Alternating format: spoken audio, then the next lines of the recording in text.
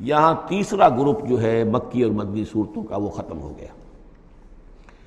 مکی صورتیں 14، مدنی صرف ایک، سورہ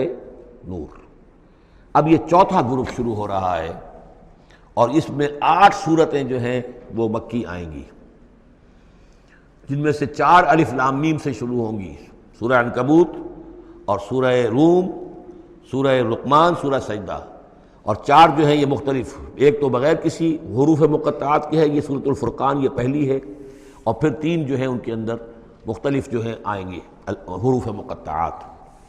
یہاں سے وہ گروپ اب شروع ہو رہے ہیں کہ جن کا مرکزی مضمون توحید ہے،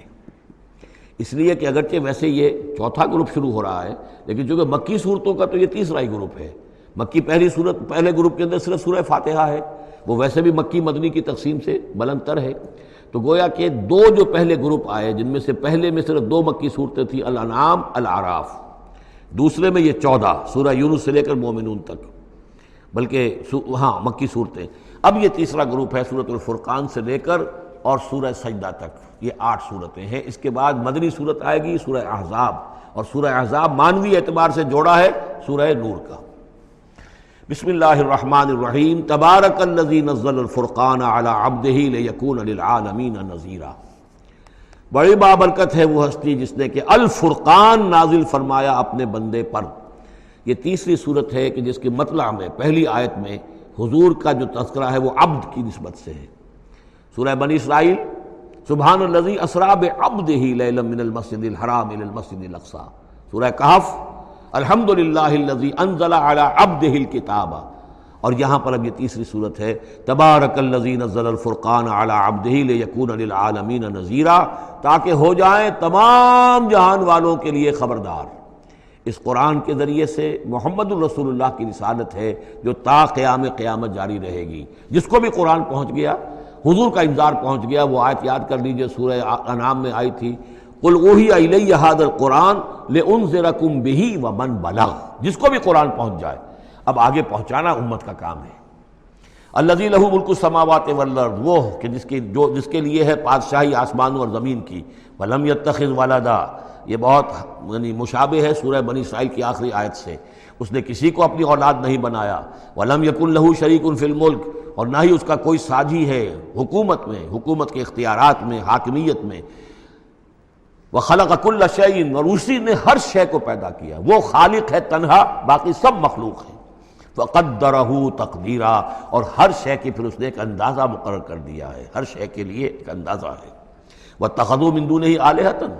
اور انہوں نے اختیار کر لیے ہیں اس کے سوا ایسے آلہہ، ایسے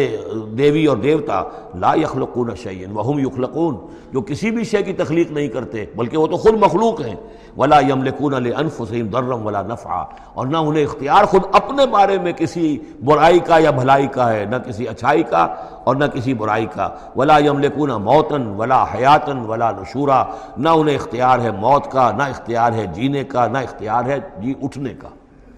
وقال الذین کفروا ان ھذا الا افک افتراہ، اور کہا ان کافروں نے، یا یہ کافر کہتے ہیں کہ یہ کچھ نہیں ہے، یہ قرآن جو ہے یہ گھڑ لیا ہے اس کو اس محمد نے صلی اللہ علیہ وسلم، ان ھذا نہیں ہے یہ الا افک افتراہ ہو، بلکہ ایک افک ہے، گھڑی ہوئی شے ہے جس کو کہ گھڑ لیا ہے اس نے، وعانہ علیہ قوم آخرون، اور اس میں مدد کی ہے اس کی کچھ اور لوگوں نے۔ یعنی محمد کو یہ ساری معلومات تو نہیں ہو سکتی تھی، لیکن یہ کہ کچھ اور لوگ ہیں، کوئی نہ کوئی اس نے بنا رکھا ہے، کوئی پینل ہے کہ جو ان کو یہ ساری مدد دے رہا ہے اس تصنیف کے اندر، اس کتاب کی۔ قومن آخرون فقط جاؤ ظلما و زورا، تو انہوں نے بڑی ہی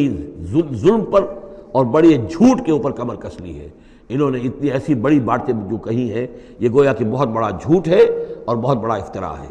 وقالوا اساطیر الاولین، وہ کہتے ہیں کیا ہیں یہ پرانے قصے ہیں، پرانی باتیں ہیں، اکتتبھا، یہ انہوں نے لکھوا لیے ہیں کسی اور سے۔ اکتتبھا، کتب یکتب لکھنا،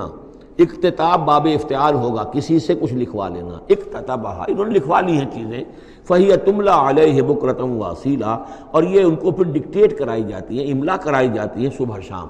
صبح شام کوئی آتا ہے، کوئی شخص ان کو بتاتا ہے، وہ پھر یہ یاد کر لیتے ہیں، اور صبح شام جو کچھ آتا ہے اس کو پھر آ کے ہمیں سناتے ہیں، دھونس جماتے ہیں کہ وہی آئی ہے۔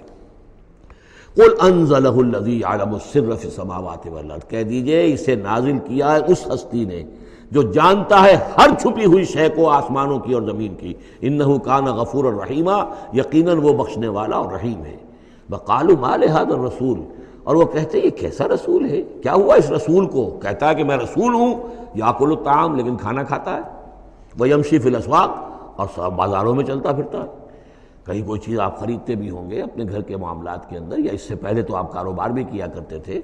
یہ بازاروں میں ہماری طرح چلتا پھرتا ہے، کھانا اس کو کھانے کی حاجت ہوتی ہے، یہ کیسے رسول ہو گیا؟